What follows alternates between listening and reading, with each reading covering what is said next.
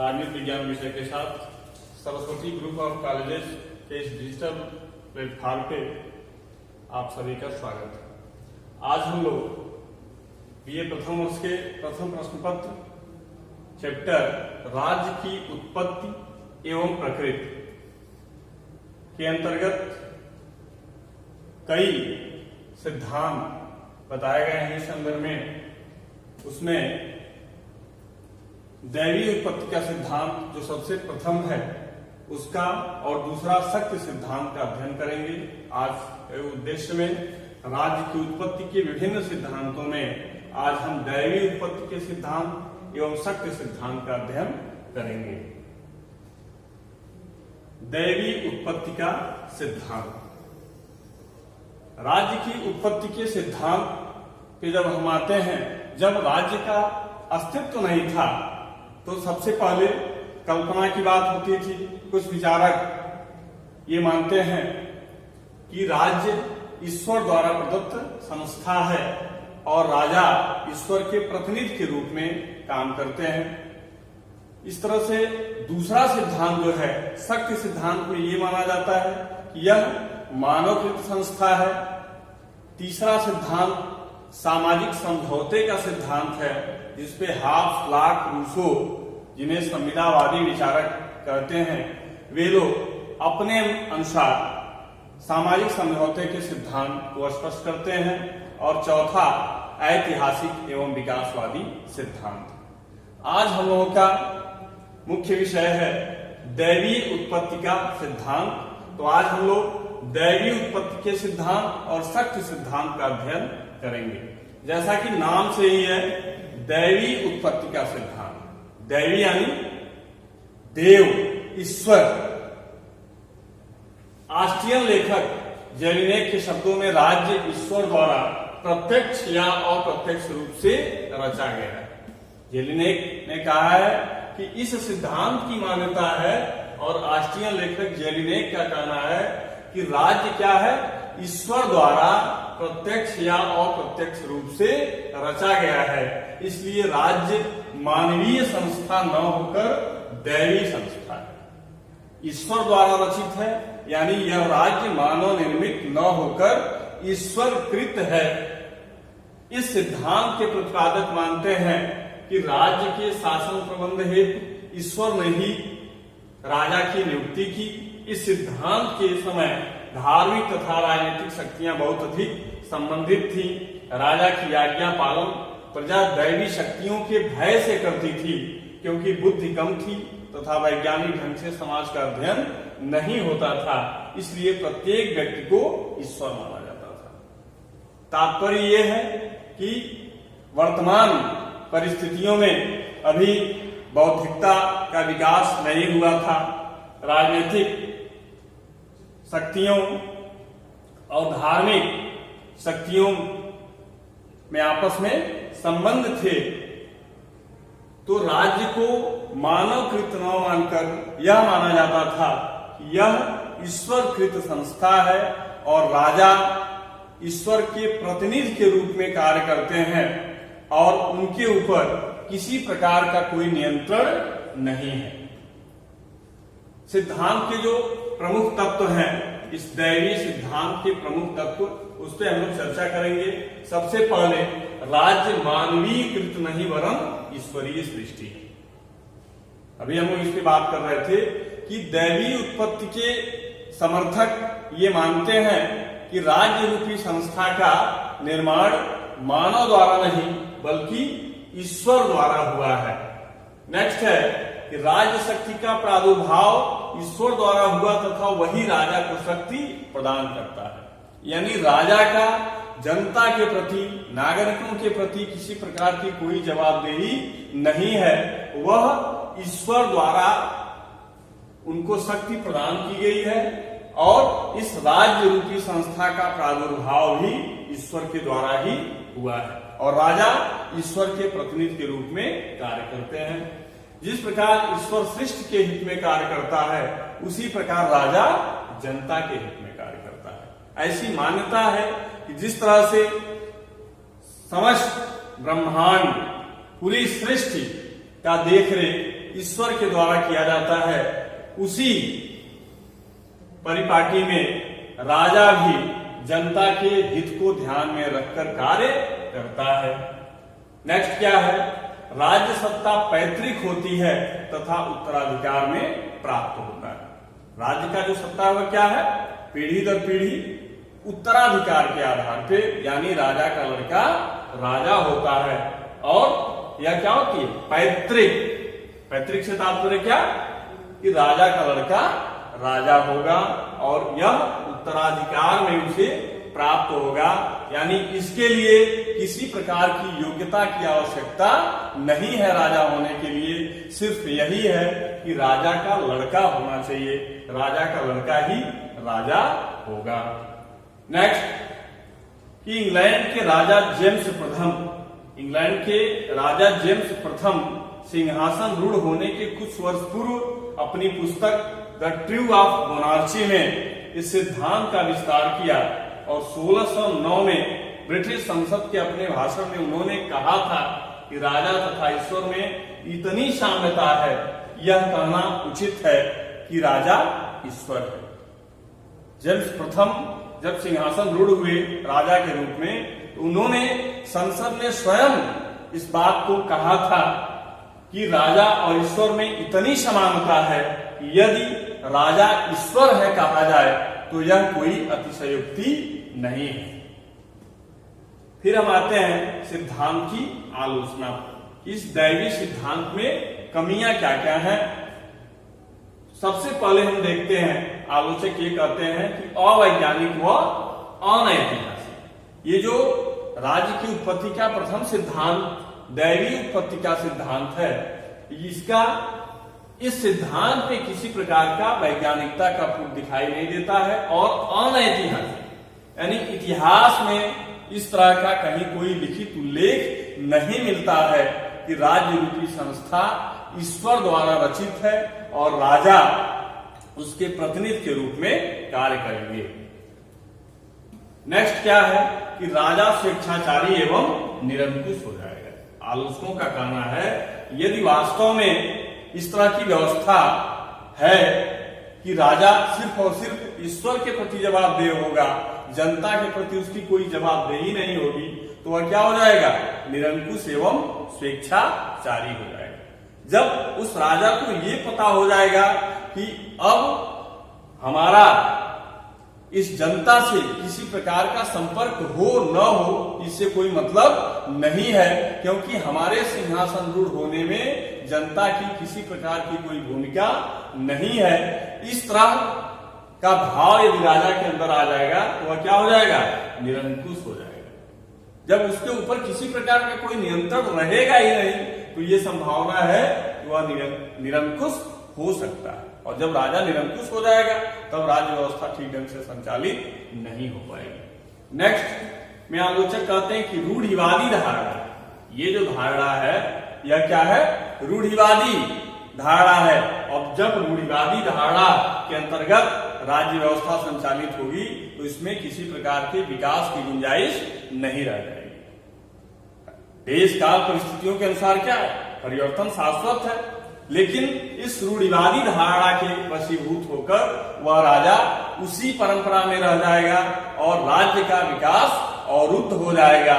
तो ये दोष है क्या? यह रूढ़िवादी धारणा है। एंड द लास्ट, नास्तिकों के लिए निरर्थक। नास्तिक आप समझते हैं, नास्तिक कौन? जो धर्म में विश्वास नहीं रखता है, और आस्तिक जो ईश्वर में आस्था रखता है। तो इस सिद्धांत यानी दैवी सिद्धांत को मानने वाले कौन होंगे? जो धर्म में विश्वास रखेंगे यानी आस्तिक। लेकिन जो नास्तिक है, जो धर्म को कुछ समझता ही नहीं है, ईश्वर को कुछ समझता ही नहीं है, वह इस सिद्धांत को स्वीकार नहीं करेगा। तो ये दैवी उत्पत्ति का सिद्धांत जो एक कपोल कल्पित विचारधारा है, और इन आलोचनाओं के आधार पे नकार दिया जाता है कि इस सिद्धांत के आधार पे राज्य रूपी संस्था का निर्माण हुआ था। फिर जो राज्य की उत्पत्ति के सिद्धांत का जो दूसरा सिद्धांत है वह शक्ति सिद्धांत है। और शक्ति का आधार क्या है? बल। बल यानी बलवानों का निर्बलों के ऊपर शासन। यह ईश्वरीय न होकर क्या है, मानवीय आधार की बात करता है। अभी हम लोग दैवीय उत्पत्ति के सिद्धांत में क्या पढ़ रहे थे कि राज्य रूपी संस्था का निर्माण ईश्वर द्वारा हुआ है, यानी वह मानवकृत नहीं है। लेकिन शक्ति सिद्धांत में क्या माना जाता है, यह ईश्वरीय न होकर मानवीय आधार की बात करता है, यानी राज्य मानव निर्मित। सर्वप्रथम कुछ शक्तिशाली मनुष्यों ने कुछ निर्बलों को अपने अधीन किया, जिसके फलस्वरूप न केवल राज्य की उत्पत्ति बल्कि उसका अस्तित्व ही बल पर निर्भर हो गए। और ऐसी मान्यता क्या है कि कुछ बलवान निर्बलों को अपने अधीन कर लिए और उसके फलस्वरूप राज्य की न केवल उत्पत्ति बल्कि उसका अस्तित्व ही बल पर आधारित हो गया। आज भी राज्य के अंदर शक्ति और सुरक्षा के लिए बल आवश्यक माना जाता है। आज भी ऐसी मान्यता है कि राज्य रूपी संस्था में बल के अस्तित्व को नकारा नहीं जा सकता है। प्राचीन यूनान में भी इस सिद्धांत का समर्थन मिलता है। यूनान के विचारक थ्रेसीमेकस ने अपने न्याय सिद्धांत में कहा है कि न्याय शक्तिशाली का हित है, यानी न्याय के लिए क्या है, बल आवश्यक है और शक्तिशाली के लिए वह हितकर है। इस प्रकार वे शक्ति सिद्धांत के समर्थन में दिखाई देते हैं। कौन? थ्रेसीमेकस। आधुनिक युग के पिता मैकियावली कौन है? आधुनिक युग के जनक माने जाते हैं, क्योंकि मैकियावली के पूर्व 1000 वर्षों का जो इतिहास था, 500 से लगभग 1500, वह अंधकार युग, उसमें किसी प्रकार के राजनीतिक विचार नहीं दिए गए। वह 1000 वर्षों का इतिहास अंधकारमय युग माना जाता है। 2 तलवारों का सिद्धांत माना जाता है। एक तलवार भौतिक सत्ता का समर्थन करता था और दूसरा तलवार आध्यात्मिक सत्ता का समर्थन करता था। तो उसके बाद मैकियावली 1469 में मैकियावली का जन्म होता है और मैकियावली आधुनिक युग के जनक माने जाते हैं। तो ये आधुनिक युग के पिता जो मैकियावली हैं, इन्होंने भी इसके अस्तित्व को स्वीकार किया है। किसके अस्तित्व को? शक्ति के अस्तित्व को। इस सिद्धांत को समाजशास्त्री सिद्धांत के रूप में भी जाना जाता है, जिसका समर्थन ओपेनहाइमर ने अपनी पुस्तक द स्टेट में किया। ओपेनहाइमर ने अपनी रचना द स्टेट में शक्ति संबंधी सिद्धांत का उल्लेख किया है। ओपेनहाइमर के शब्दों में राज्य एक वर्गीय संगठन है, जिसका जन्म युद्ध के द्वारा ही हुआ है। यह ओपेनहाइमर का कथन है कि राज्य क्या है, एक वर्गीय संगठन है और जिसका जन्म यानी जिसकी उत्पत्ति क्या हुआ है, युद्ध के द्वारा हुआ। और युद्ध में क्या है, शक्ति की महत्ता है, यानी शक्ति को नकारा नहीं जा सकता है। और यही सिद्ध है, सही है ओपेनहाइमर के अनुसार भी, कि राज्य की उत्पत्ति में शक्ति सिद्धांत महत्वपूर्ण है। फिर हम आते हैं शक्ति सिद्धांत के जो मूल तत्व है। इसमें सबसे पहला, राज्य की उत्पत्ति का एकमात्र कारण शक्ति ही है। राज्य बलवानों द्वारा निर्बलों पर शासन। इस सिद्धांत की मान्यता क्या है, राज्य की उत्पत्ति का एकमात्र कारण शक्ति ही है, यानी राज्य के अस्तित्व में सिर्फ और सिर्फ शक्ति ही महत्वपूर्ण है। राज्य बलवानों द्वारा निर्बलों पर शासन है। जो बलवान है, यानी जिसकी लाठी उसकी भैंस, इस सिद्धांत की मान्यता है। शक्ति सिद्धांत में बलवानों का निर्बलों के ऊपर शासन। नेक्स्ट है प्रकृति का यह शाश्वत नियम है कि शक्ति ही न्याय है। ऐसा माना गया है इस सिद्धांत के समर्थन में कि प्रकृति आ जाता है कि प्रकृति का यह शाश्वत नियम है क्या, कि शक्ति ही न्याय है। यानी शक्ति के अभाव में न्याय को असली जामा नहीं पहनाया जा सकता। शक्ति के लिए न्याय की अपरिहार्यता को स्वीकार किया गया है। नेक्स्ट क्या है, राज्य की सुरक्षा बल पर ही। कहीं न कहीं ये सत्य भी हो सकता है। अभी हम लोग आगे इसकी आलोचना पढ़ेंगे कि राज्य की सुरक्षा किस पर निर्भर है, बल पर।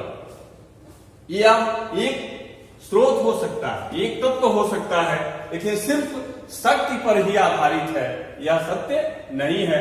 ऐसा कहा गया है इसके समर्थन में कि राज्य की सुरक्षा बल पर ही है, यानी राज्य के लिए बल को नकारा नहीं जा सकता है। राज्य की सुरक्षा में बल की महत्वपूर्ण भूमिका है।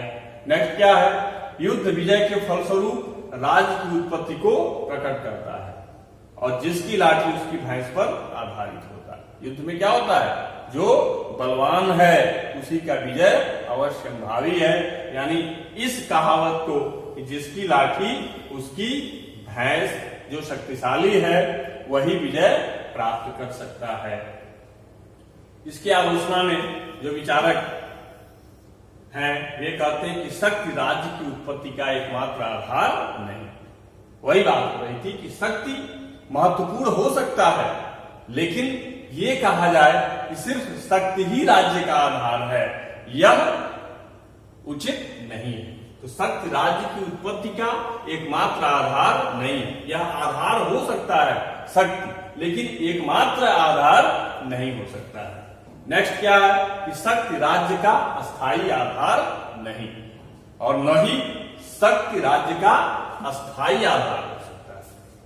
क्षणिक हो सकता है, कुछ समय के लिए हो सकता है, लेकिन सिर्फ शक्ति के आधार पर ही राज्य रूपी संस्था का निर्माण हो जाए और सिर्फ शक्ति के आधार पर ही राज्य की व्यवस्था को संचालित किया जाए ठीक ढंग से, यह भी व्यवहारिक नहीं है।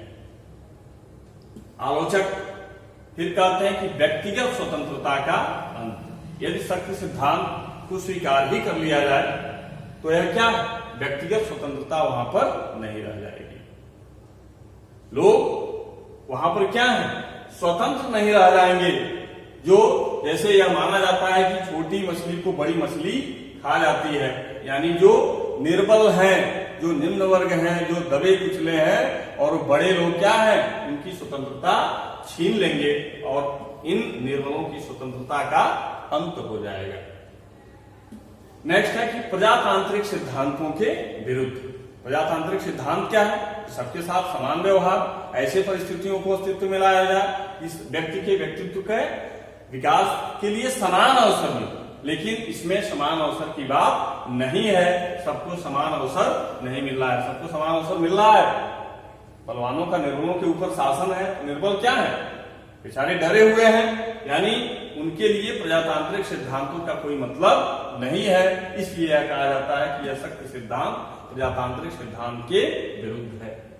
नेक्स्ट है कि युद्ध तथा संघर्ष को प्रोत्साहन, और यह शक्ति सिद्धांत किसका समर्थन करता है, युद्ध और संघर्ष का। और युद्ध और संघर्ष लॉन्ग टर्म के लिए लाभदायक नहीं हो सकता है, लेकिन यह शक्ति सिद्धांत युद्ध और संघर्ष को हमेशा बढ़ावा देता है, हमेशा प्रोत्साहन देता है। अंत में इन सब आलोचनाओं के बावजूद भी इस सिद्धांत में सत्य का अंश बस इतना है कि शक्ति आंतरिक और बाह्य दोनों दृष्टि से आवश्यक है। अंत में शक्ति सिद्धांत के पूरे तत्व और आलोचना का अध्ययन करने के उपरांत हम यह कह सकते हैं कि शक्ति आंतरिक और बाह्य दोनों दृष्टि से आवश्यक है। इसकी महत्ता को अस्वीकार नहीं किया जा सकता, लेकिन सिर्फ ये कहा जाए कि राज्य रूपी संस्था के अस्तित्व के लिए सिर्फ शक्ति को ही स्वीकार किया जाए या शक्ति सिद्धांत को ही मान्यता दिया जाए, यह ठीक नहीं है। कुछ महत्वपूर्ण प्रश्न दैवीय उत्पत्ति के सिद्धांत और शक्ति का सिद्धांत का हम लोगों ने अध्ययन किया है। इसे जो महत्वपूर्ण प्रश्न है वे हम देखेंगे। सबसे पहला प्रश्न कि दैवीय उत्पत्ति सिद्धांत के अनुसार राज की रचना की गई, यानी दैवीय उत्पत्ति के सिद्धांत के अनुसार राज की रचना किसके द्वारा की गई, न तो राजा के द्वारा की गई, न तो पोप के द्वारा की गई, न तो निर्वाचन की कोई व्यवस्था है, किसके द्वारा की गई, ईश्वर द्वारा। तो सही आंसर क्या होगा, ईश्वर द्वारा। नेक्स्ट क्वेश्चन, राजा की आज्ञा का विरोध। राजा की आज्ञा का विरोध करना ईश्वर का विरोध, यह विचार है। किस सिद्धांत का विचार है, राजा की आज्ञा का विरोध होता है तो सीधे सीधे क्या माना जाएगा, यह ईश्वर का विरोध हो रहा है, यह दैवीय सिद्धांत की ऐसी मान्यता है। नेक्स्ट क्वेश्चन है, राजा और ईश्वर में इतनी समानता है, यह कहना ठीक है कि राजा ईश्वर है, किसकी उक्ति है। अभी हम लोग पहले चर्चा किए, जेम्स प्रथम जब सिंहासन रूढ़ हुए तो संसद में उन्होंने इस बात को कहा था कि राजा और ईश्वर में इतनी साम्यता है, यदि ये कहा जाए कि राजा ईश्वर है तो यह कोई अतिशयोक्ति नहीं है, यानी यह कथन किसका है, जेम्स प्रथम का। सही आंसर होगा जेम्स प्रथम। नेक्स्ट क्वेश्चन, दैवी सिद्धांत के अनुसार राजा जनता का प्रतिनिधि है और उसी के प्रति उत्तरदायी है, गलत है। जनता का सेवक भी नहीं है, ईश्वर का अनुचर और सेवक है, ये भी नहीं सही है। सही क्या है? ईश्वर का प्रतिनिधि है और उसी के प्रति उत्तरदायी है। दैवी उत्पत्ति के सिद्धांत के अनुसार राजा क्या है? ईश्वर का प्रतिनिधि है और वह सीधे ईश्वर के प्रति ही जवाबदेह है। नेक्स्ट क्वेश्चन, शक्ति सिद्धांत का आधार है। क्या है आधार शक्ति सिद्धांत का? धर्म है? नहीं है। नैतिकता? नहीं है। तर्क? नहीं है। शक्ति सिद्धांत का आधार क्या है? बल। तो सही आंसर क्या होगा? बल। नेक्स्ट एंड लास्ट क्वेश्चन, कि जिसकी लाठी उसकी भैंस किस सिद्धांत के साथ जुड़ा है? निश्चित रूप से अध्ययन के बाद स्पष्ट है कि जहां बलवानों का निर्बलों के ऊपर शासन है और इसमें जिसकी लाठी उसकी भैंस, इस सिद्धांत को महत्ता दी जाती है। तो यह किस सिद्धांत में? शक्ति सिद्धांत में। दैवी सिद्धांत में नहीं है, पितृसत्तात्मक में नहीं है, मार्क्सवादी में नहीं है। यह किस सिद्धांत में देखने को मिलता है? शक्ति सिद्धांत में। यानी सही आंसर है शक्ति सिद्धांत। तो आज हम लोग राज्य के उत्पत्ति के सिद्धांत का जो दो सिद्धांत, दैवी उत्पत्ति का सिद्धांत और शक्ति सिद्धांत का अध्ययन कर लिए। नेक्स्ट वीडियो में हम लोग सामाजिक समझौते के सिद्धांत, जिसको हाफ लाख रूसों ने अपने अनुसार उसका वर्णन किया है, तो नेक्स्ट वीडियो में हम लोग सामाजिक समझौते के सिद्धांत का अध्ययन करेंगे। आप सभी को बहुत बहुत